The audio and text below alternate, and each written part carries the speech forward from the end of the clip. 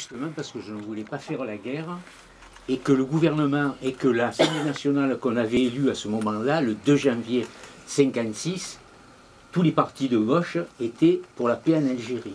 Voilà. Donc au résultat, puisqu'ils étaient majoritaires, au résultat, avec mes amis, nous étions très satisfaits. Parce qu'on dit on ne fera pas la guerre. Voilà. Mais il se trouve que parmi les partis de gauche, le Parti socialiste, au lieu d'arrêter la guerre, il a intensifié, quoi. Le service militaire était à 18 mois, il a mené à 24. Et envoyant le contingent en Algérie. Voilà. Donc, à ce moment-là, certainement vous en souvenez, il y avait des refus. Voilà. Mais tous ceux qui refusaient étaient emprisonnés. Voilà. C'était le cas d'Alban Liechti. Donc, le Parti communiste, puisque j'ai adhéré à la fin 1956 au Parti communiste, donc j'étais dans une cellule de mon quartier, où il était question qu'au moment, parce que c'était comme ça, au moment où on nous envoyait en Algérie, on refusait. On était emprisonnés. Le Parti communiste avait soutenu. Mais il n'y avait pas eu derrière ça, il n'y avait pas eu des refus massifs, quoi. Ça restait marginal.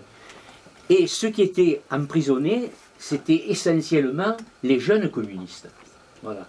Or, en 1959, à l'automne 1959, il y a eu un comité central, ça s'appelait comme ça à l'époque, du Parti communiste, où Maurice Thorez, qui était le secrétaire général, avait fait une intervention en disant « tous nos jeunes communistes ne sont pas dans l'armée ». Voilà.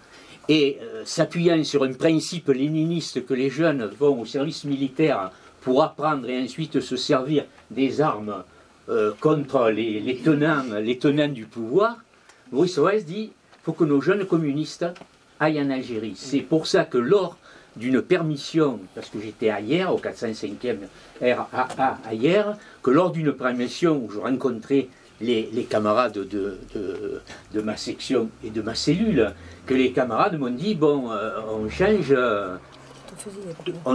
d'orientation. Voilà. Ce qui fait que